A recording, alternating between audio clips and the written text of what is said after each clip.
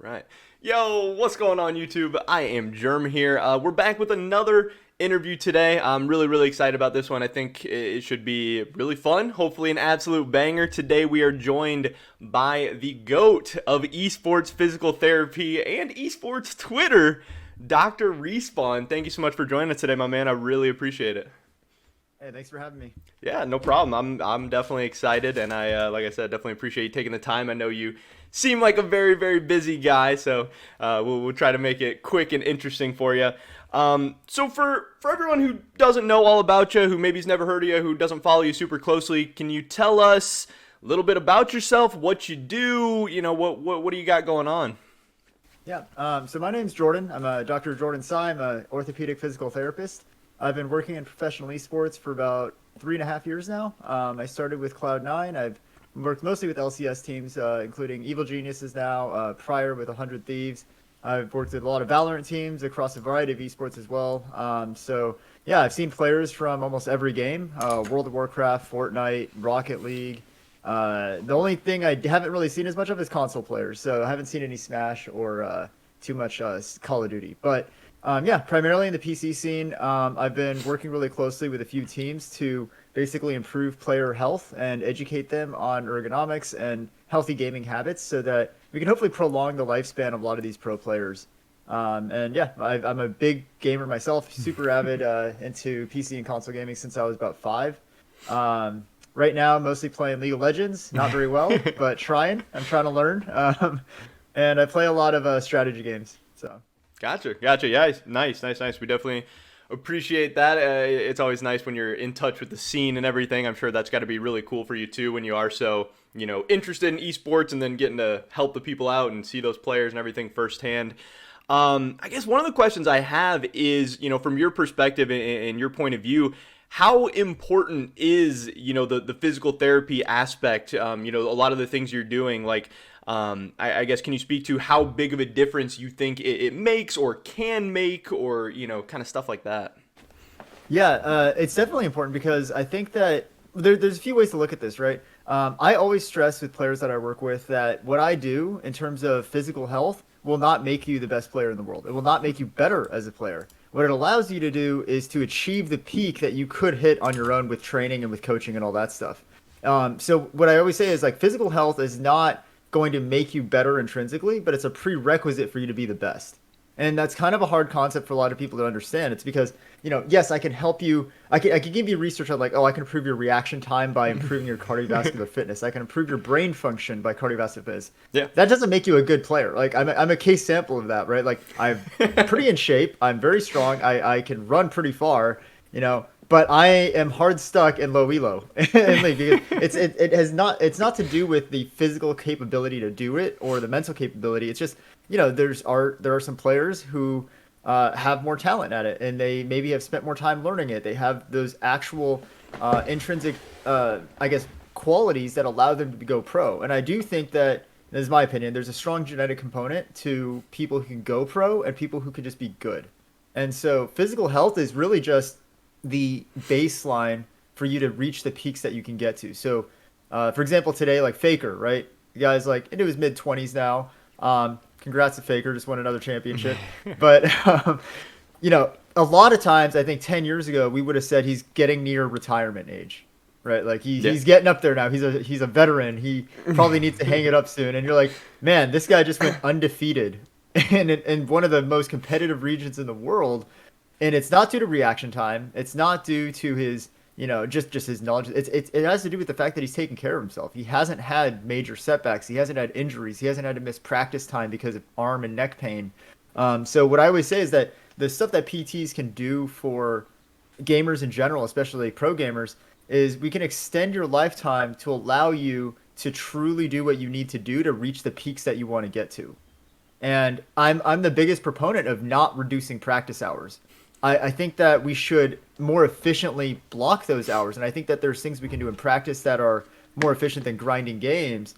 But I definitely don't think that we need to reduce hours to like 4 or 5 hours a day because no professional in any field does that, right? Yeah, no, 100%. You can't be the best without putting in the hours. So I want to make one quick note too about just general gaming. One thing I have noticed in working with pro esports compared to casual gamers is that the biomechanical and the physiologic response in your body to gaming. So, like if I play, I'm silver. I'm gonna caveat that. If I play 8 hours of League of Legends versus Faker playing 8 hours of League of Legends, mechanically our bodies are undergoing relatively the same stress. And so there's a really interesting concept here in which casual gaming is almost equivalent to pro gaming in terms of the biomechanical demand on your body, which means that a lot of the stuff I do with pros translates directly to everyday gamers, which I think is super useful because, unlike in other traditional sports, if I was a sports PT that worked with a pro football team, 99% of human beings on earth do not undergo the same stress on their body as those players do. Yeah, yeah. So it's a very different world when you compare traditional to esports. And I think that's the cool thing because all the stuff that I'm learning and working with pros and all the stuff I'm using with them can directly be applied to everyday people who just like to game.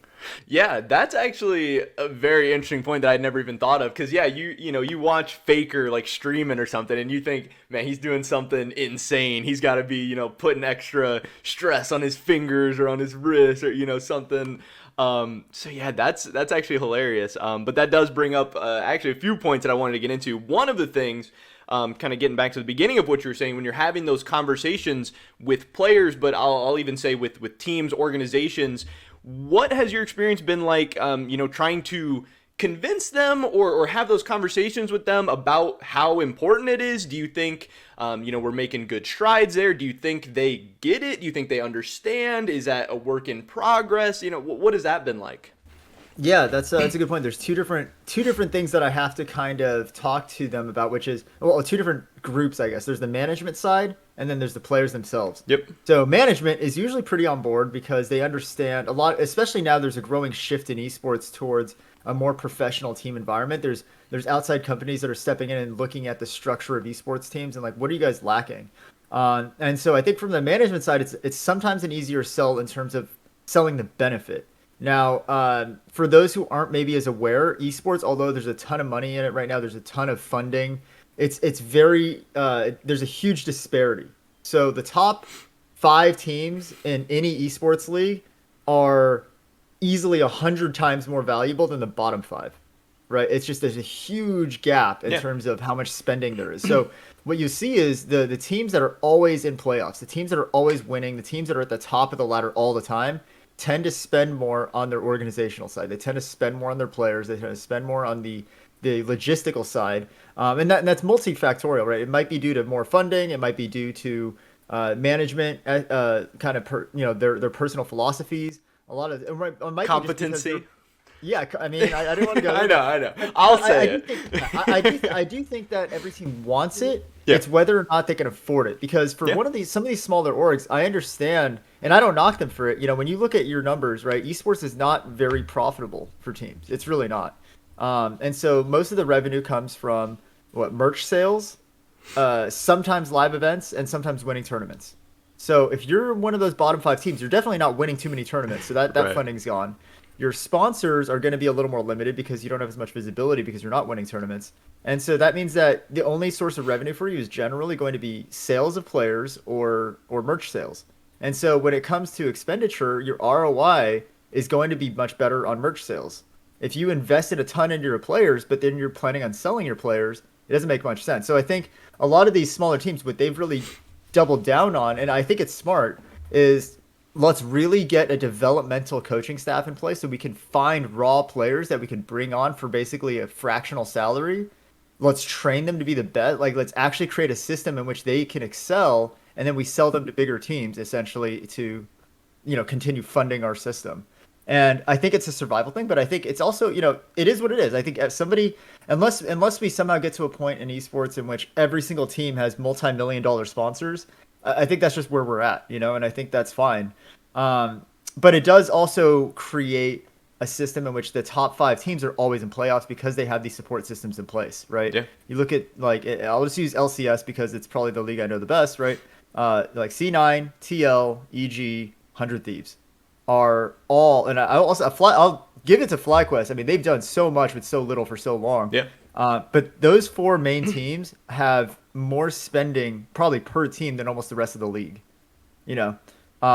And it's because they have the funding, but they also know that it's a long-term investment. If you Right. invest in players now, not only are you extending their lifespan and making it so that they can hit the peaks that you hired them to do. You don't bring a $5 million player in to have them play half a split and then bench them because their wrist is hurting. Yeah.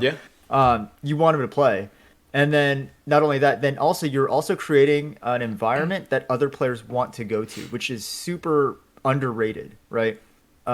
Players who are leaving LCK, who are leaving LEC, you don't see too many LPL players leaving, but those two leagues, when they look for an LCS team, who do you think they're going to go to? They're not going to go to a team that doesn't have the infrastructure and the pay rate that they want. Oh So, yeah, 100%. And yeah, by you setting, get the yeah, full suite of everything. If I yeah, get yeah. I just mean, all the I, perks, all the and honestly, LCS is the highest spending league in the world, right? And so maybe I don't know about LPL. I think yeah, they might spend more, right. but LCS. When I've talked to a lot of players, I was talking to like Berserker, and he's like, man, he was on T1, like T1 Academy, Yeah. but he came here. He's like, wow, this is so nice. You guys have like all this stuff for us, and it's like, they're not used to having a lot of that. Even Perks, Perks is coming over from G2, and he was like, man, it's so nice that they gave me my own like room, apartment, and like all this stuff, and a car. Like, That was crazy. um, so I just think that like a lot of it has to do with the branding, right? You want players to feel like they're going to a top tier org if you're signing a top tier player. It's marketing, but long term, it really is about just showing players that you care about them. I think that's super important because esports is chaotic and it's unpredictable and the career path is unstable. So the more that you can tell players like I'm looking out for you to protect your health, I want you to have a long career, like the better they feel about everything. So Yeah.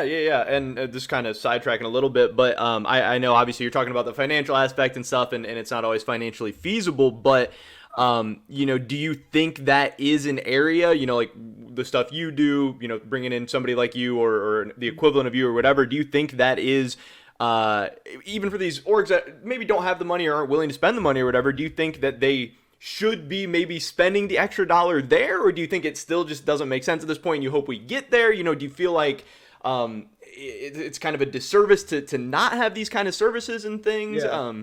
That's a good question. And this kind of ties into the second part of it too, where I forgot to get into, which is the players themselves. But I do think that it should be something that every org should plan on in the next foreseeable future. Like this should be on your agenda of things that you should start adding. Yeah, right? Like if you're not there yet. Yeah, because I think at the end of the day, every org wants to be top tier, right? Every org wants to be a tier one org. Hopefully. And in order to do that, you have to have a checklist of things that make you a tier one org. Winning is actually not high on that list. Like they market it and they want that. Obviously, winning is super important, but Yeah. you could be a top tier org that's never won a tournament, right? You're just consistently top four, right? And that's totally fine. That actually makes you very profitable and very marketable. But the things that you have to have in place are infrastructure. You have to have a competent management staff. You have to have good coaches.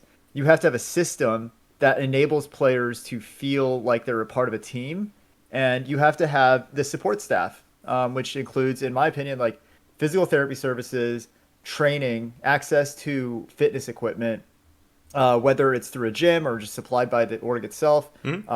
Dietary considerations, I think that's super important because, and I actually think of that as important not because of any performance aspect. It's indirectly that. Same thing with physical therapy. It's indirect performance. Right. But it's important because gamers just do not know this stuff. Yeah. And it's not like any other traditional sports where these kids are growing up exercising heavily and eating kind of like what coaches tell them to. Like, you got guys coming up who are for 17 years of their life have basically lived at home alone or whatever and eaten nothing but like top ramen. Yeah. And now you're putting them into a professional org. You're giving them a ton of money. What do you think they're going to order when they have a choice in what to eat? It's like, I see it all the time. We have like teams with catered chefs and like cooked meals and like it's healthy food. And I see a player like ordering McDonald's, like, just because like that's what I want, Yeah, no, So, and that's 100% going to affect, energy levels or sustainability, all that stuff, how you're feeling, how you're health, performing. Yeah. But to go back to your previous question too, like the harder sell for me sometimes is with players, especially rookies. And it's for that exact same effect where you get people who come into the league and they don't have these issues yet because most gamers, believe it or not, are actually rather pain-free, rather healthy, right? Like They can play, they're mostly between the ages of 17 to 22, 21, and they don't really have any issues yet. And so a lot of the habits that I'm trying to teach them, they're like, why do I need to really do this? I feel fine, Hmm. And so my harder sell is always with the newer players.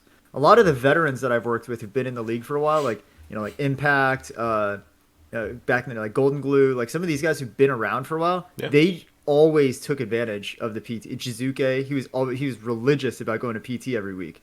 And it's just because they know, like, hey, it's a long season. If I've been in the league for 5+ years, I know what happens through that season. By the end of it, by the end of summer split, these guys are actually like kind of breaking down because it's a lot. It's Yeah. a lot of league. You're playing 8 to 12 hours a day almost every day. It's really really stressful. And then assuming that they're on these top tier orgs too, they're also probably going to playoffs. They're probably going to international events.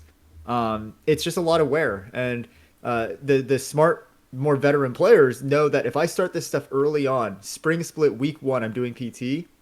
I don't get to that point as quickly.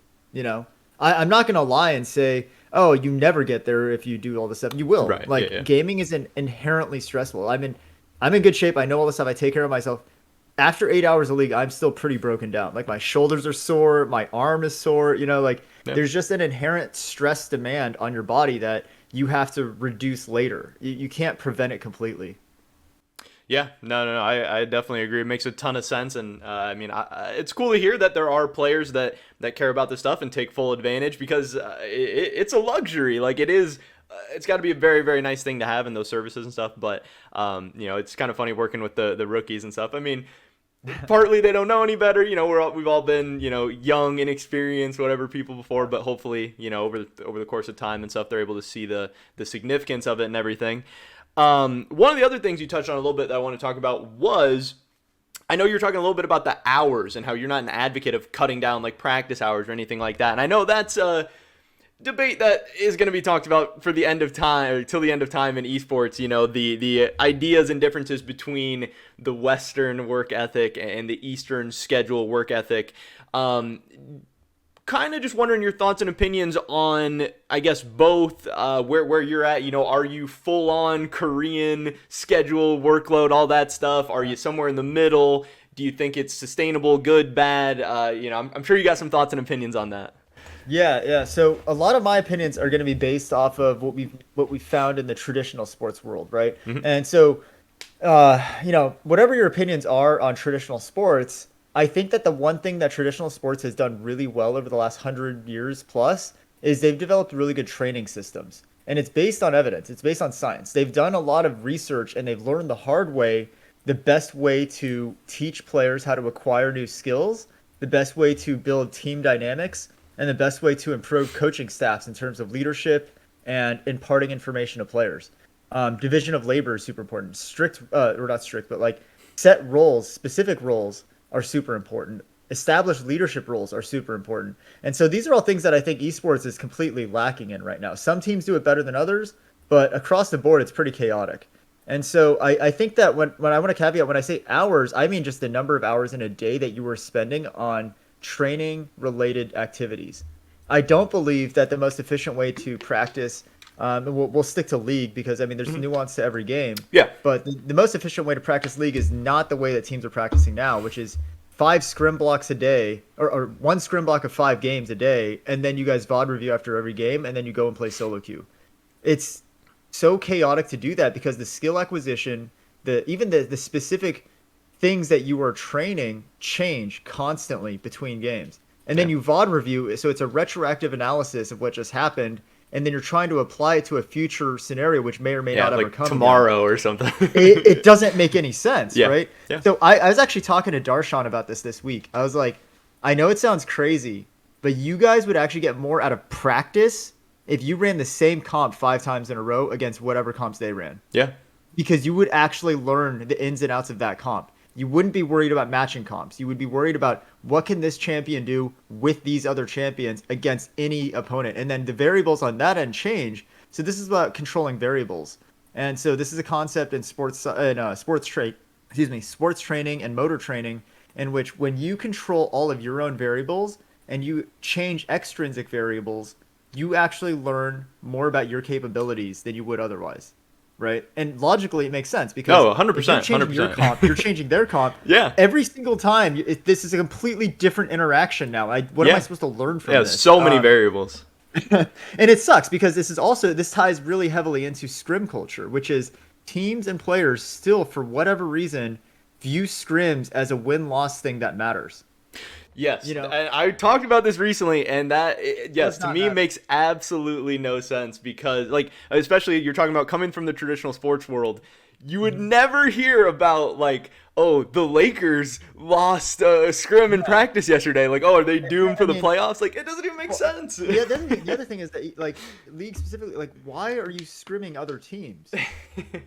I You I know, I want to say I part of the issue is maybe because of the discrepancies between our like academy and amateur yeah, teams and stuff. Just the absolutely, major skill gap that isn't necessarily seen in professional sports, but it's absolutely, definitely absolutely. an issue. No, I agree, and that's kind of been I believe I've talked about this ad nauseum with a ton of players and Yeah, getting their thoughts on it. And the prevailing idea is that yeah, the academy teams were just not good enough to give us practice, yeah, which is fair. I think that's fine, but I think what like C9 has done this year is really smart. They use their academy team against their LCS team on 1 day a week, and they use that to test comps.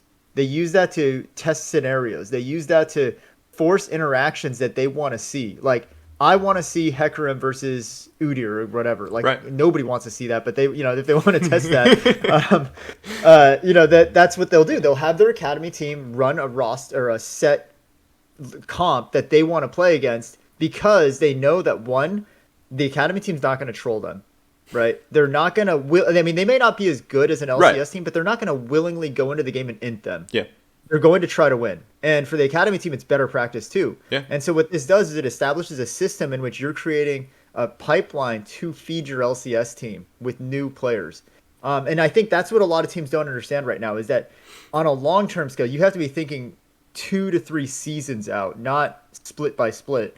2 to 3 seasons out. If you have a really strong amateur team that is feeding your academy team, which is scrimming your LCS team, now you have an in-house system in which you can actually practice, give no information away, and get valuable time spent looking at the specifics of the game, not just am I a better player than them? yeah. No, yeah. The, Because the the efficiency of it all like could be yeah, so much better, and like if you're able to do that, you have a massive leg up on everybody else because you're talking right. 3 years in the future. I'm looking at most of these teams. I don't think they know what they're doing like 2 to 3 weeks into the future. Like They honestly, don't. They don't. yeah, And that's the problem. That's the problem is that there's a case by case or a week by week basis of which they're changing things because one, I think Riot forces that with the meta changes, yeah, right? Like they force you to have to readapt your strategy. But two, Riot doesn't give a practice tool that allows them to efficiently schedule practices. yep, And that's been a major complaint I've had is that Riot literally is making it impossible for teams to do practice in any way other than scrim blocks because the practice tool that they have can't incorporate enough people. They can't reset to certain game states. They can't set certain parameters like, oh, we want to make sure it's this soul, or we want to make sure that Baron is here alive right, and just reset this Baron fight over and over. Like they won't do that. So it makes it so that teams have to figure out ways to get similar practice to comp. But the problem, and so I'm getting philosophical about it now too, because the problem with this is we can't mimic another region's practice. It won't work, especially if the goal is to reach international success, right? So back to your comment about LCK versus LCS, I think LCS practice is the way it is because of the specifics about our region. hmm In LCK, you can do these blocked practices. It's really, really effective because you have good teams, you have more teams. So that means that the echelon of top tier teams is much greater. And also they have an amazing solo queue. So they can grind hours and make it more productive. I've talked to a lot of pros about this here. I'm like, how do you guys feel about this whole debate about hours? And like, look, they're like, we're not lazy. When we go to create a boot camp, we grind yeah, because it's effective practice. If I grind here, I'm actually getting worse. Like they're like, I'm getting target inted or I'm getting one tricks who are forcing me to play multiple games against champs I'll never see on stage, or I'm getting, griefed in my games because these players are boosted. Like it's such a toxic environment here and nobody's really trying to win for them that they feel like it's not efficient for their time. Yeah. And so most of the players I know that don't do a ton of solo queue hours, they spend most of their time doing VOD reviews. They spend most of their time watching other regions, and they might, go and practice tool a lot. But that's all stuff that doesn't show up on metrics because we can't track that. So we have the impression, oh, they're all lazy. Yeah, from the Every player, outside, you mean? Yeah, every player I've talked to that puts in minimal solo queue hours, when I talk, like they're constantly VOD reviewing. They're constantly watching LCK, LPL games, and so I don't think it's laziness. I think it's just, okay, they're a product of their environment. They don't have the options that some of these other regions have. So Champs Queue is a great idea. I think implementation-wise could be better, but baby steps. Yeah, I mean, it's in the right direction. I Yeah. think it really does help with mechanics. One thing is that's a huge issue for a lot of NA players. They're like, I talked to Golden Glue about this, and he said this was an interesting take from a pro view. He's like, the reason that the ping issue matters is because it actually fundamentally changes the entire culture of NA. And we don't really think about that. Like, oh, their ping is an excuse. He's like, but look, if you grew up playing for 10 years on 60 ping, you're not going to take fights the same way as someone who grew up playing 5 ping is. Yeah. You just don't trust your mechanics in those situations. You can't, I might not Zonias in time because I have 60 ping, so Yeah. you don't take these really borderline fights. Whereas you look at LPL and LCK teams, they will always take the fight. Like, they trust their hands. And it's like, we'll always, there's like that meme, right? NA players don't have hands. Why do you think that is? When we play games that are much more mechanical than League and have lower ping, like Fortnite and Valorant, who are the best players in the world mechanically? They're NA. Why is League different? Yeah. I think part of it, how you talked about the genetic aspect and stuff, like some people might be predisposed or whatever. I do think that an argument could be made that since it's not as big in the West, and that generally, first of all of our, top 1% genetic people, how many of them are in esports? And then of those people, Right. how many are in MOBAs as opposed to FPSs? I think that is generally an probably over or underlooked topic in the whole conversation, but it's not like we shouldn't be like genetically worse. There's not a reason why we can't be the best. When I say genetics, I don't mean like between regions. I mean that individual genetics do matter. Like, I think there are some people whose independent, like their genetic ability to retain information, to process information very quickly, to have very good spatial awareness and reflexes, like that sets them apart from other people. No. And I agree with that. And that's what I'm saying, that like of our people in the United States, like those people also have major advantages in athletics and other areas and stuff. And I think here they're generally more likely to get into something that's not esports. Sure. Generally. And it's coming a long way, but the best comparison for that is like soccer, right? Yeah. Like, everyone in the world jokes on the U.S. because we're bad at soccer. You know why? Because we have 10 other sports. Right, 100%. That we're really, really good at. Like, so when a kid is growing up and they're a genetic freak, right? Like, that's what I'm saying. Super athletic. They're not going to go into soccer here. They get paid nothing. They're going to go into football, or they're going to go into basketball, like, or baseball even. Like, you get paid so much more money. Our genetic pool is more diverse and more split up between different focuses. Whereas, I think in Korea, or China, where you have a player base that's 1,000 times larger, you just have more people. You have a greater pool. That means that their challengers, I mean, they have probably 10 times to 100 times the number of challenger potential players that we have, because they have a bigger pool to draw from. But I think, in terms of practicing, though, the best way, so let's go back to that topic, is it's not the number of hours, it's about the efficiency of practice. And I think that's one thing NA can really lead the way on, because we will never, ever match Korea or China if we match hours with them. We can't. Like, if you put it on paper, we could practice 18 hours a day, so that's like hours more than any Chinese team. We're not going to beat them because we're not getting more out of that time, Right. If that practice is not valuable, those hours don't mean anything. You're getting diminishing return. So I think that what NA has to do to be different is we have to develop our own style of league. We can't watch LCK and be like, man, their macro is so immaculate, let's copy that. Because guess what? You copy it, you're always playing catch up. They're going to beat you every time. You will never compete with them using their style. Yeah. You will never compete with LPL if we try to take all these super high risk fights and like really force, like situational advantages, which is what they kind of like to do. They like to, hey, we have a slight advantage here. Let's take this 3v2. Let's just do it, you know? Yeah. No, and I completely agree, and I think I don't mean to harp on this, but it's something I talk about a lot. Is like, to get those things that are going to separate us and make us different. We're going to have to get a little more creative. We're going to have to come up with. We're going to have to try crazier things. We're going to have to have some brilliant people at the forefront of this. Yes. And right now, I think we just have less than brilliant people. It's like we start thinking of ideas and we come up with the immortals. Like, oh, we're gonna put grades on their desk or whatever. Like that's our mind blowing thing that we come up with. I talked to a couple analysts about that, and the reason, like, not to harp on immortals. But I know that's what. But yes. I think that's coming from a place of fundamental misunderstanding of what motivates players and what motivates teams. Yeah. And I was talking to someone about this. It's specific to League, because League is a very unique game in that when you grow up playing League, you're used to a solo queue environment, which means it's me against 9 other players. Yeah. There's the 5 enemy players, and then me trying not to get tilted at my own team, which is 4 other players, right? Mm-hmm. And so they're used to that mentality. That's every League player's default is I need to hard carry this game, which means that when you start assigning grades, what happens if a player gets A's all week in practice and they lose the game on that weekend? Who are they going to blame? Yeah, right. Yeah, you're going to your coaching or your teammates or something. Yeah. And you're now forcing that environment onto a pro team. Whereas every pro org I've worked on, the whole idea is to get them out of that mode. It's to get them to look at the team as a whole, not me as a player.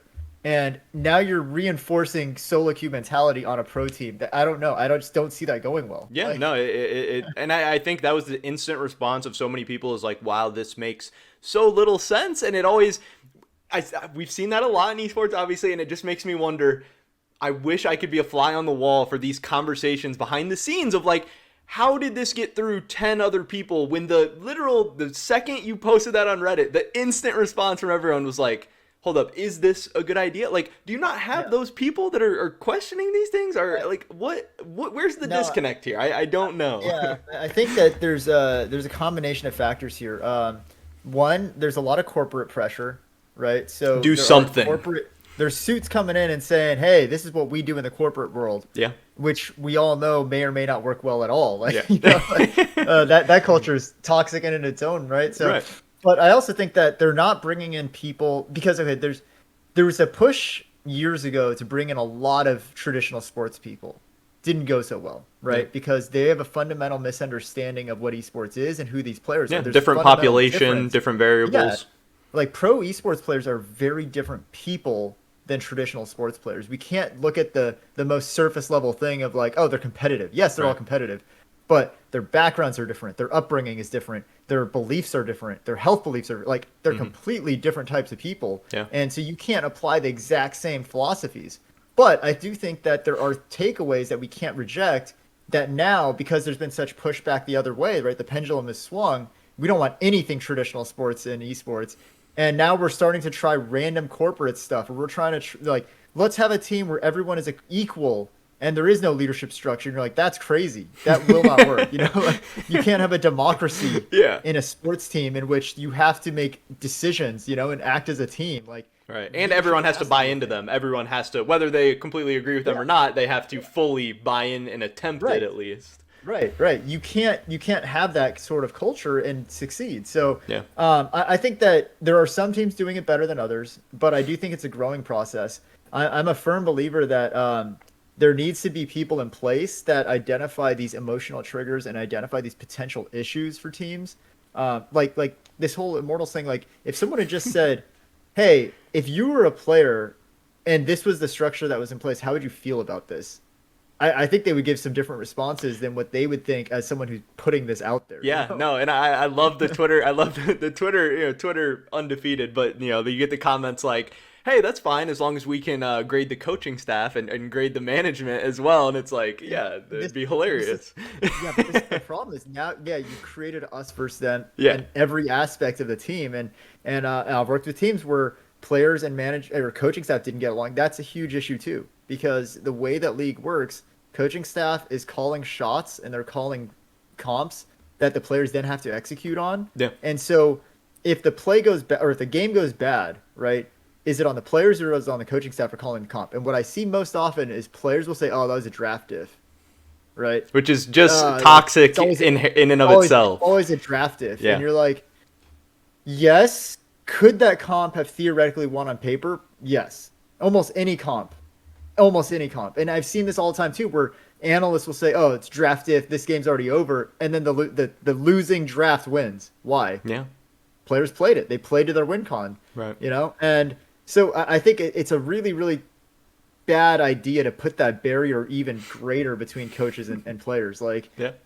you want them to work as an integrated whole. Like, it should be a team, and I think that's what's lacking a lot of. The amount of say that players have in professional esports is also ridiculous. And I don't mean to knock players on that, but it's ridiculous in terms of I the agree. structure. Yeah. You cannot have players second guessing a head coach. That does not happen in traditional sports because they Right. get cut. For a reason. Like, yes. Correct. yeah, Yes. for yes, a reason. And it's not to say it's authoritative. It's not for that. It's because if you do that, you're undermining the entire foundation on which the team is built. Right. It doesn't matter if the coach is bad or good. You have to do what they want, because at the end of the season, if they have a bad season, guess who's getting fired? Exactly. 100%. 100%. Yeah. That decision will be made, and it's going to be made by somebody else. Your job is to play to the best of your ability, because then, yeah, you start talking to the coach or second guessing him, then the next guy on the team's like, oh, wow, he can do or say that? Like, then you're going 10 different directions where, yeah, I mean, yeah, like I was saying, even if you don't agree, you got to buy in. You got to give it a chance, because if you don't even try it, you can't say the idea sucked or the draft sucked or whatever if you mentally exploded after you saw the draft and you didn't even play the game out. And yes, that's a big issue right now. Put some of the onus on the coaches too. I think that there's a huge misunderstanding as what the head coach's role is as well. In esports, it seems like, especially LCS, right? It seems like the head coach's role is to design drafts and comps. That should be a strategic analyst's role. Right. The head coach's role is a leadership role. Right. They're supposed to guide the team. They're supposed to be that forefront person of, I am going to provide leadership. I'm going to dictate the culture of this team. I'm going to dictate the direction that we're going to go. They need to have a team captain or someone in that role on the team that they go to as like, hey, you are my eyes and ears. You're the person that's going to relay stuff to the team. You lead from the front. I just talked to GamerDoc on Twitter about this, but this is a fundamental aspect of the way that traditional sports teams are developed. They have a centralized leader on the team who's a player. Doesn't have to be the best player on the team. Doesn't even have to be the in-game leader, but they have to be the person that all the other players respect and can go to with issues. Mm-hmm. And then that player is always going to take on the burden of basically organizing what the team needs. Hey, this player is struggling with this area. I'm going to go with them after practice. We're going to work on this lane. This player needs to get their health in order. They're having issues. I'm going to make sure they go to PT. I'm going to make sure they actually eat right. You need to have that team mom or dad or whatever, like that person needs to be there. Yeah. And then the head coach needs to have the trust of all the players mostly, but especially that player. They need to work together on that. And I think that's a structure that just doesn't exist right now, because right now what we have is veteran players and rookie players on a team, and whoever naturally steps up as a leader is considered the leader. But even then, it's usually just like people just kind of mimic them. They don't actually provide leadership in the way that we're used to hearing about it, which is you need to take younger players under your wing. You need to coach them on how to be a pro. And I don't see that very often. Yeah. I think there are few players who do it, but they're few and far between, and it's not an established norm. Whereas in traditional sports, that's always the norm. Mm-hmm. The team captain, the veterans always coach the younger players. Like, that's just what's expected. You're supposed to go and talk to them. Yeah. And a whole nother like toxic things that comes out of this whole thing that I think I hate and is, at least in my eyes, from the outside, a major kind of shortcoming of esports right now is I really hate the conversation of the main team and the academy team. Like, I'm not going to help these guys get better because they're trying to take my spot or whatever. Like, from traditional sports, that's another thing that you almost never hear. You do get those instances, but it's mostly from people who are, it's not from the majority of people, and it's from people who are doing an absolute disservice to their team. Like, you are a part of this team. Your job should be to make the team be the best it can be. If that means this guy gets better than you and gets to play, like, you should be better. You shouldn't be like, oh, I'm going to make him be worse. Like, that is so idiotic. This ties into that the difference between mentalities, right, of solo queue players going into pro. It's like, yes, this person is going to try to take your job. Your role is to sharpen yourself to be better than them all the time. and so they can't take your job. You know, and I actually this is so true because in traditional sports, this also ties back into practice schedule. Like traditional sports, they don't practice other teams. You don't see the Lakers scrimming against the Pistons every weekend. Right. You know, like they play their bench team, they play their second team, and the reason for that is everyone is trying to get better. And so if you have a competent enough academy team that is pushing you, right, you should also be able to get better, even if they're worse players. Yeah. Because you're going to get better practice. I guarantee that, and I've talked to some LCS teams about it even this week. They're like, we get trolled in scrims. Like we played a team that we went 5-0 against, and we got nothing out of it because they ran it down. You know, they were dying 7 or 8 times in the first 5 minutes. Right, and that would never happen once we with get on stage. No, but it's like, why would we waste our time playing this out? You know, so they FF at 15 every time. Yeah. But it's like, okay, you guys tried a 5-man jungle invade and lost 3 people in the first 2 minutes. Then why are we going to play this game? Because you wouldn't do that, you know?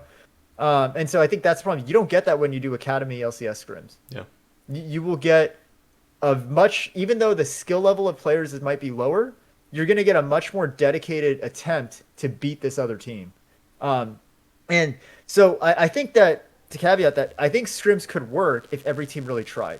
Yeah. If every team actually genuinely tried to win every single scrim, you would have a very different scrim culture. But we don't, right?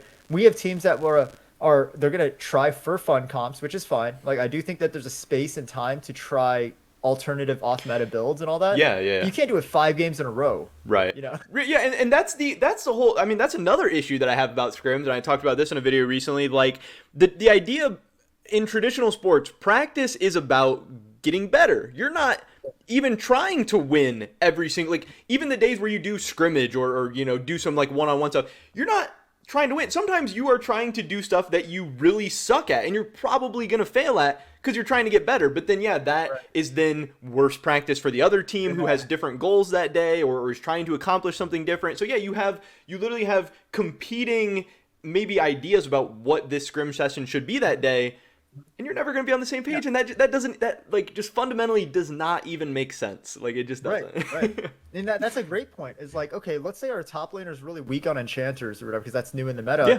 You want to try that, right? You want to push it, but they're bad at it. So you're right. They're going to get hard stomped in lane, and it's an off-meta thing. And so the other team's like, dude, why are you picking Soraka top? Right. You guys are trolling us. And then they get pissed, and then they start running it down the next. It's like, yeah, okay, I'm gonna play my 25th Malphite game then, just to give you some good practice. Like, no, it's not doing anything for me or my team. So then they're like, all right, well, I'm gonna go Yuumi top, like, and then now you've ruined the entire practice. Right. I agree with that. I think it needs to be established that, you know, there's a different culture. And I've talked to certain teams that I work with about this. I'm like, look, if you guys can find one other team that has very aligned goals, set them to be a regular scrim partner and just tell them, like, look, we are going to try some off-meta stuff, but we want to play this. This is a reason for this. This is not us trolling you. Like, we genuinely want to test alternative builds and see what will work. And if we actually play to win, you guys can get a lot out of this too, right? Yeah, like that's the culture that should happen. Yeah, no, I've had that idea as well, like and kind of like I'll scratch your back, you scratch mine type of thing where, hey, today, this might not be exactly what you guys are looking for, but we're going to try this. Tomorrow, y'all can try whatever you want to do and you know, pick our drafts. Like, I think that type of thing would be so interesting too. Like, having one team pick both the drafts and playing it out fully so they can get something out of it. Like, but yeah, when you have two different organizations, it makes it very, very tough. And then there's even the idea of, you know, like TSM this year, they are like 1-9 or whatever. Like, you know, their players are stressed, mentally boomed. They're having subs all the time. Like, are those scrims as good, you know, 5 or 6 weeks into the season as they maybe were week 1? Like, you have issues like that too, where TL's scrimming FlyQuest, you know, whatever. The problem with scrims is that teams set their own scrim partners. So you will never see TLC9, 100 Thieves, EG, scrimming a majority of the bottom teams throughout the season. Right. They just won't. They're like, it's not practice, you know. But what that does is now you have a practice methodology in which it forces a dichotomy between the top and the lower echelon. Yeah. That doesn't make any sense. You've removed parity from the league. You know, who are the bottom 4 teams ever? How are they ever going to get good enough to beat any of the top teams? Right. Consistently. And on the best of one, they'll beat them. But, like, consistently, they will never be top 5. Yeah. And I think that's a whole nother issue. And I think that's a issue that this is a franchised league. Yeah. every team is supposed to be in the best interest of every other team. If like you see like the NFL or something, it's not like the Jaguars like want the Colts to suck. They want them to be good. They want them to make as much money, do as much winning, do as good Right. business, and that's Right. going to help Right. everyone. And that's not the LCS right now. No, but I think it's also on the league. I think the LCS needs to enforce a system in which it incentivizes bad teams to get better, right? And we talked a lot. Yeah. I've seen all over online, right? CLG. Unfortunate. I feel bad for them. I do think they made good moves this year. I do Yeah. think they're moving in the right direction. They unloaded basically their entire staff, all their players. Get it? Clean house. Let's start over. But I think the league also needs systems in place, like a draft, right? You need to limit how easy it is for these top teams to get better players. You need to make it easier for bottom teams to get better players. Um, you need to have systems in place that forces an incentive to not be at the bottom, right? Yeah. So I think relegation is an option. I think if we talk about that as a few years in a row of like if you're always in the bottom, like you should have the danger of getting your spot taken by, let's say, FaZe wants to get into LCS. They have the money, they have the backing. You're like, why not give them a shot as a pro amateur team to come in, or some of these amateur orgs that are actually stomping academy teams? Like they should probably get a shot at some level. Yeah. I think that forces that, but relegation's a really controversial topic because I think that there's other issues with it, with like funding and stability of the team and all Right. that stuff. So I get why they don't do it. Yeah. But you at least have to then incentivize or make it easier for lower tier teams to get better. Yeah. You have to set block. You have to regulate the schedule of practice. You cannot let C9, TL, EG, 100 Thieves only practice each other because it's better practice. Because now there's absolutely zero shot that like CLG or TSM is going to move up the ladder this year. Yeah. There's just no way. They And haven't practiced. if they anyway. had a full year of practice against those teams, maybe they start out not as good, Right. but maybe they make some big strides. Maybe they don't, but maybe they Yeah. do. I think it's just ego too, that like all these top tier teams, and I love the guy, right? I think it's ego that they think by playing these other teams it'll make us worse, and now we won't be ready to play internationally. Yeah. We already have seen you play each other over and over. You haven't been able to compete internationally. That's ego. There's no result to say that with the system that is in place is the way to go. It doesn't make any sense. Right. Yeah, and I think at the end of the day, I want to say like 90% plus of the issues going on probably boil down to ego in one way or another. Yeah, in so many different ways. It's a little bit of a stretch, but you could make it fit like, hey, there are literal like mental hurdles that the LCS, the organization's management are just for whatever reasons, kind of falling short of right now. But I know we have talked about a lot of different things, and I guess I don't know if it's possible. You have all kinds of different ideas and stuff, and from PT, and then even just fan and all the things you see and hear and all that. I guess if you are in charge of an organization, a team, whatever, you have your own thing going on. What do you think is like starting tomorrow? The biggest change that you would love to see put in place that you think would help teams, would help the LCS, would help organizations? Like, if there's one thing that you're like, man, this is like such a clear, easy idea where we level up, we're gonna, be a better team at Worlds this year, next year, in 3 years or whatever. Do you have something that really kind of stands out to you that you are passionate about? I mean, I think we kind of spent this whole time talking kind of my general philosophy of like how teams should approach Right. the structure. So I think the thing I would change is the structure. I would have my emphasis would obviously be as strong an LCS team as I could get in terms of the players available, but my focus would be on developing that pipeline, creating the structure for development from my academy to my amateur teams upward. Because what I would want is a closed team. So ideally, what I would think is on a 3 to 4 year plan, what this would eventually create is a team that is completely insulated and independent of how other teams are doing in terms of my own progress. Because I would have a team that's going to basically practice itself, right? LCS and academy. You have the best possible academy team based on training players from the amateur level up to an LCS standard on your academy team, scrimming the LCS team, and then it's a constant. They always joke about the 10-man roster. No, Yeah. a true 10-man roster in which the best 5 players at the beginning of the split are your 5 going into the split. then you don't exchange players throughout the split unless someone's really underperforming. Right. But then you have these 10 LCS level players are playing each other all the time on two teams essentially. And then 1 or 2 days a week at the end of the week, then you do scrims. Scrims. So a little bit of background too. A lot of this philosophy comes from when I played competitive paintball. So I was the team captain for a competitive paintball team in college. We were national champions in 2012. We took second 4 times. So like we were one of the best teams in the country, and I worked with a lot of pro players there. And so I understand the role of a captain very well. Like I wasn't the best player on the team by far. Like there were a couple pro players we had, but I was the one who made everything work. Yeah. Because I was able to take the strengths and weaknesses of all of my teammates and figure out who needs what, who needs to get covered down where. And so I think that's a system you have to have in place where the LCS rosters and the academy rosters understand that. I always viewed scrims as a reward. You earn your scrims. Scrims are fun. You work to get to your scrims. And the work is drills. The work is putting in the time, learning matchups. The work is one-on-ones, 2v2s, situational stuff. We're going to play top half only. It's only going to be top, mid, jungle. And you cannot cross the river through mid lane. You cannot cross mid lane. You have to play around these 3 lanes and then see what happens. You set these things because every single time you run these repetitions, you learn something in greater detail and greater nuance about that specific scenario than you would by running random 5v5s all the time. Yeah. I would run the same honestly, I think a lot of pro players would hate it at first until they got in the system, but that'd be part of the interview process, bringing these players together. I would look for players who are open-minded and are hungry enough to do whatever it takes to win, because the work is boring and it sucks. Right. Imagine running the same comp 4 times in a row, 5 times in a row. It sucks, but you have to do it because that's how you learn it. Yeah.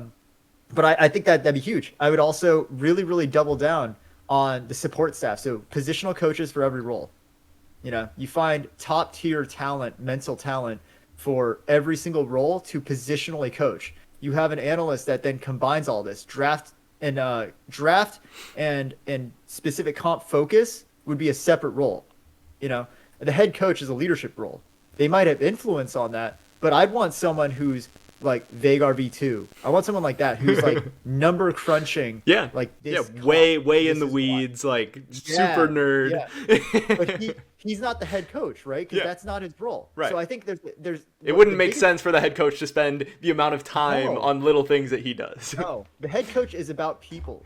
The head coach is about managing personalities, managing the team needs, managing interactions between the team and the staff and the management. Right. So I think that the biggest, I guess, if we were to sum it all up, the biggest change I would make would be a completely different team structure in which every single person has a dedicated role and they know their job intimately well, and it all fits together in a cohesive whole because of the plan that we have in place. Yeah.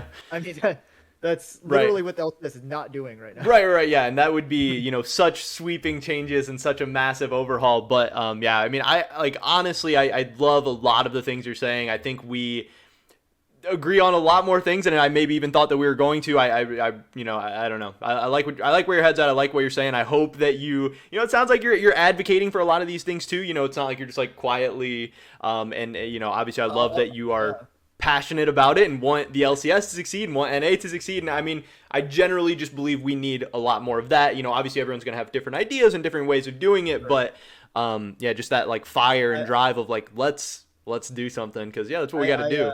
I really do. I do eventually, hopefully want to get into a role in which I can influence some of that stuff.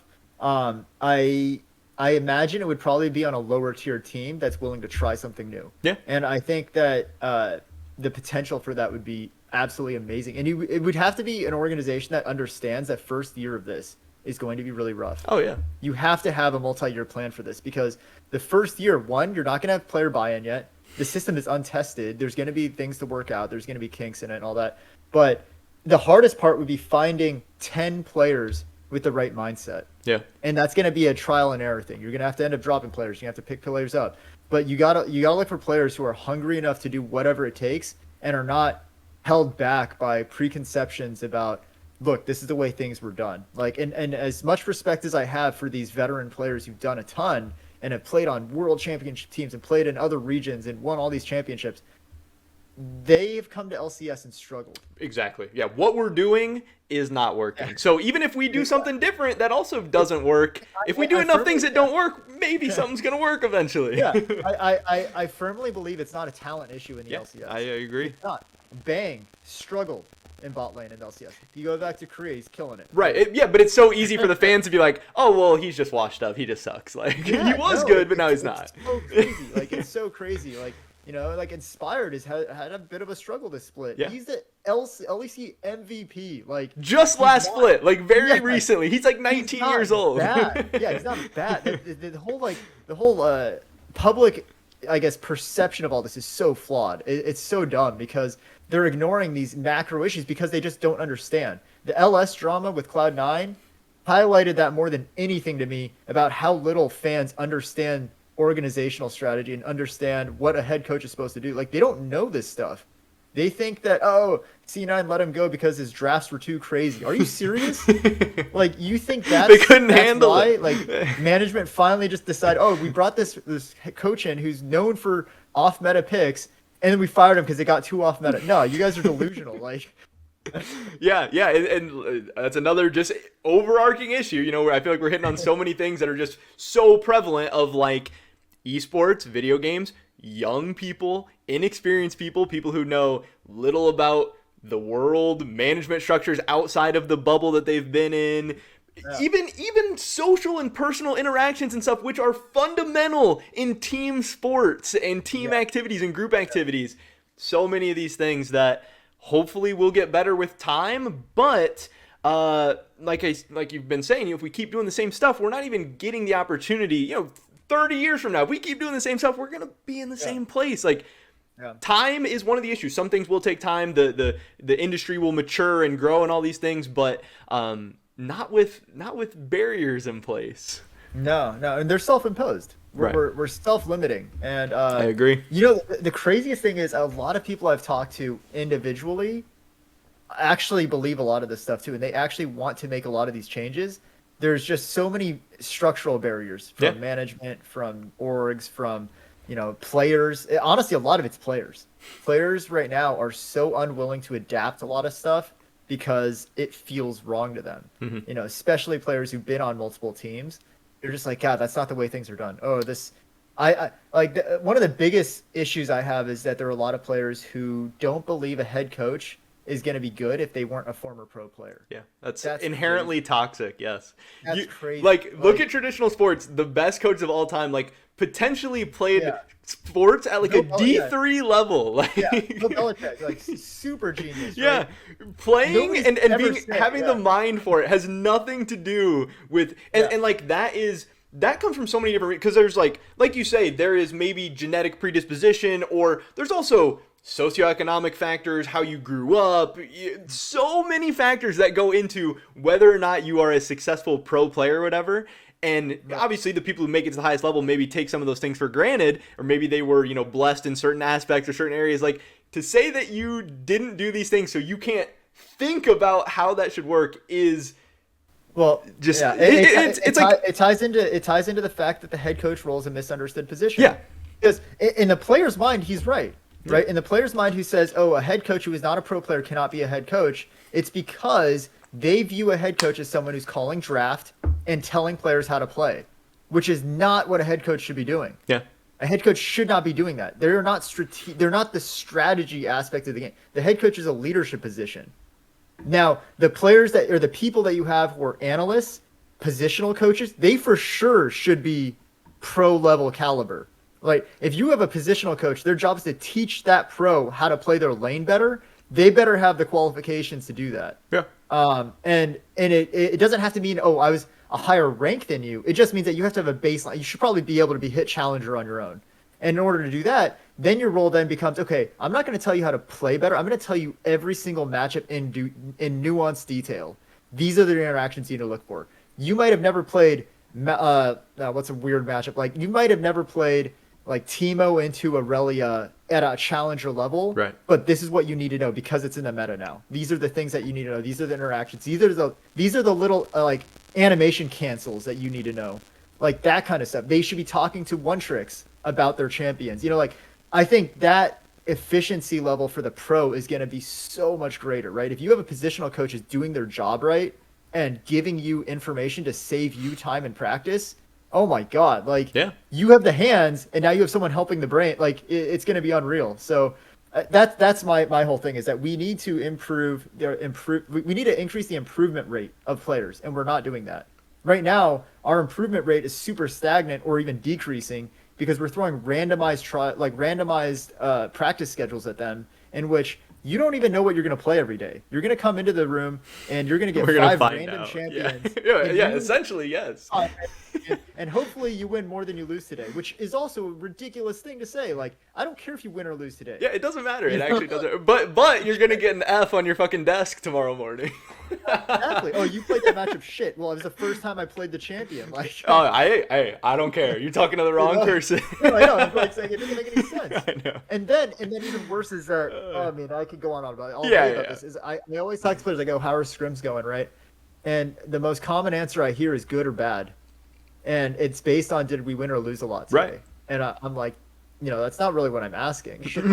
But they don't really understand that. Like when I ask how are scrims going, it should be like, oh, we had a tough practice today because the team was not clicking well on certain objectives or something. Like it's not like did we win or lose, but that seems to be the really, really prevalent mindset, and I think it's detrimental to development. Yeah, and I love the I don't want to go too long with all this, but I love the point you made about how, like, scrims are fun, 5v5 is fun. I'm thinking back to, like, when I played basketball, like, yeah, scrimming at the end of practice, that's the fun part. And the other stuff sucks. And I just saw a clip from Double Lift the other day. He was talking about a lot of players right now, they're saying they don't like Champions Queue because of the comms and the stress and the pressure and all that stuff. And he's like, poor you being made uncomfortable when you're practicing or training or whatever. Like that, it doesn't matter if you like it or not. You are getting paid your money. You're getting to live a blessed life. You're getting to have this crazy, amazing job. And your one thing is you need to do everything that it takes to be as good as you can. Not do the most fun stuff to be as good as you can. You're not the kid in your bedroom playing video games anymore. You are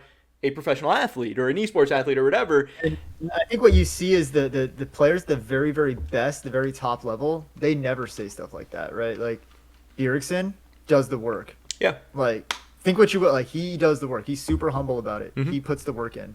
I talked to him in off season. I'm like, oh, how are things going? He went to boot camp on his own.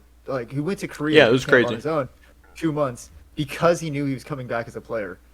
He's like, I have to get good again. Yeah. I'm like, see, the guy just puts in the work. Like, there are certain players who have that mindset. Right. And I do think there is a line because we also see a level of, burnout and like mental, like unwell being or whatever and physical unwell being and, the amounts of stress and everything. So like, I'm not saying, oh, you should practice 18 hours a day. And even if you're like, oh, I can't even play one more game, you should play one more game. But I'm saying, the practice doesn't have to be, I'm only going to practice fun ways. Like, I think the thing about burnout is burnout occurs when you feel like the work that you're putting in is not being rewarded. Yeah.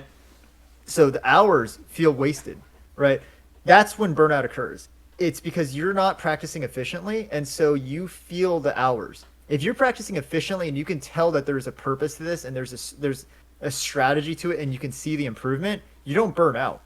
You're passionate about what you're doing. So I think that it's a chicken or the egg issue, right? Are players burning out because they're putting in too many hours, or are players putting in too many hours and then creating burnout because they are not putting in the right hours?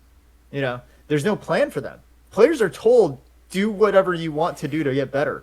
That's an insane philosophy, And I mean, again, we can go on all day about this, but I do think that the biggest thing I would change, and I this is all theory because it hasn't been implemented yet, but the biggest thing I would change is changing the way that players are thought to think of themselves in relation to the team. I would change how they approach practice. I would change their mentality of, I have a say on how the team operates. You don't. You have a say in what you would like to change, but the team will operate as the team will operate, and you have to fit into that, or we are going to replace you. Yeah. Yeah, I love that. That is the mentality. Yeah. Right, and that's how things have to work. Like when you run into players and personalities and egos that get bigger than the team, like that's not a team. That's just like fundamental level of like a team. That doesn't make sense. But yes, that's all over the place, and it's because players are so important, players are so highly valued. There's a small amount of players that you more or less need right now, and some of that probably goes on to the infrastructural issues and not developing and all that stuff. But yeah, there's so many issues, and they're gonna have to be taken down one at a time. And I'll kind of leave it on this, but I think the top tier talent, right? Super talented, right? They gotten to where they are through random, in my opinion, random chance of practice because they figured out a system that works for them to get to their level, which is great. I think mechanically, there's not a ton of disparity between the top 500 players in NA. Even though they got there 100 different ways. It doesn't. There's not a ton of mechanical disparity. Yeah. I think almost all of them can play mechanically almost the same level, or you might even see worse players playing mechanically better. So what that says is if there's a better structure in place to help them improve, it doesn't matter how good your players are when they start. So the team that I envision would not need to bring in these superstar players.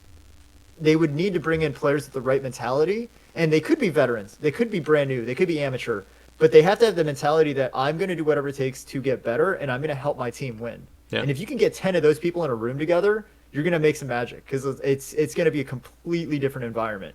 And they're all bought into the philosophy. That would be the number one thing. So interviewing, like GM interviewing, needs to go far greater than just scouting these players, because I think that's what happens now. They scout these players like, oh, this guy looks great. He's stomping mid lane in these pro leagues. Let's just bring him in. Yeah. But how much have you thought about, like, how is he going to integrate interpersonally with these other players? How is he as a person? Can he communicate outside of the game well? Like, all of these things are super important.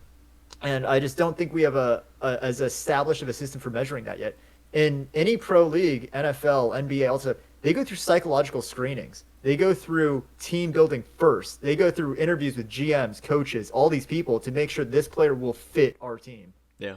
Yeah, right now we have like, oh, this one guy said he was toxic, and like, okay, well, we'll keep him away, but anybody else, you can come on. Like, yeah, and I talked to some of these players it's like archaic. Been, like, they've gotten like blacklisted for being toxic, and it's like, okay, maybe they were toxic and solo queue and all that stuff, but like, if you actually talk to the player, they are so motivated to win. They actually have all the right mindset to be you could still be a great teammate too. Like I'm thinking back traditional sports, like the amount of like shit talk and stuff that like happens at like the gym playing basketball and stuff, and like if that got brought to like your teams and stuff. That should not. Yeah, that's a great example. Oh my god, I can only imagine what some of these NBA players have said on a pickup court. Or like gotten in like literal fist fights and stuff. Yeah, but when they're on their team, they understand, this is my job. Yeah. This is where I work. I'm not going to throw hands with my teammates. Yeah. I agree. Yeah. I think toxicity is completely overblown when it comes to the context of pros. I think that there needs to be better scouting of player personalities and like putting people together, not roles together. Right. Yeah. Oh, you can get we saw Vitality. You get the best mid laner you can find. You get the best jungler you can find.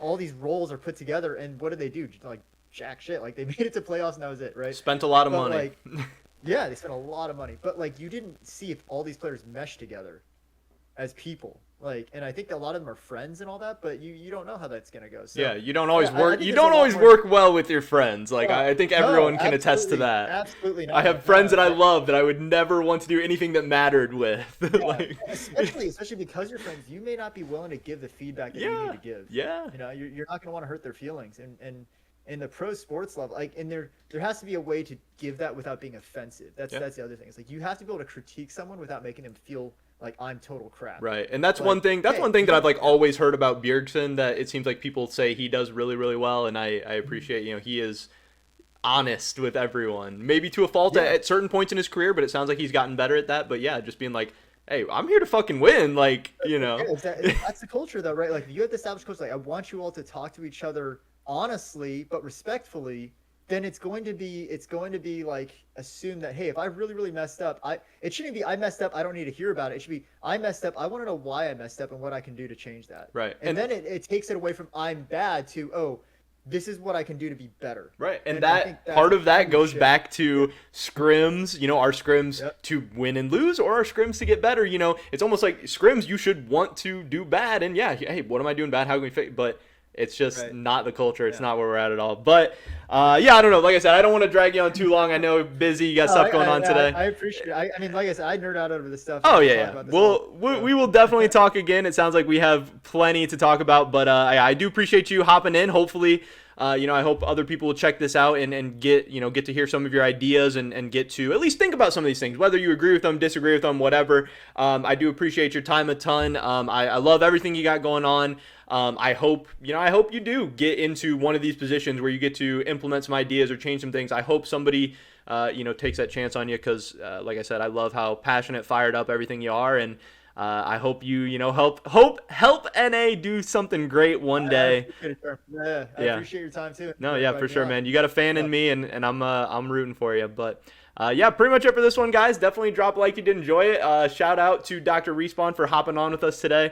Definitely appreciate the time. He's got a lot of cool stuff going on, a lot of cool ideas. You guys should definitely go check him out. He has one of the funnier Twitter accounts in the esports world, active, just engaging with everyone all the time. Yeah, just a busy guy. But yeah, thank you so much, my man, and I hope you have a good one. All right, take care. All right, Have a good guys. one. Peace.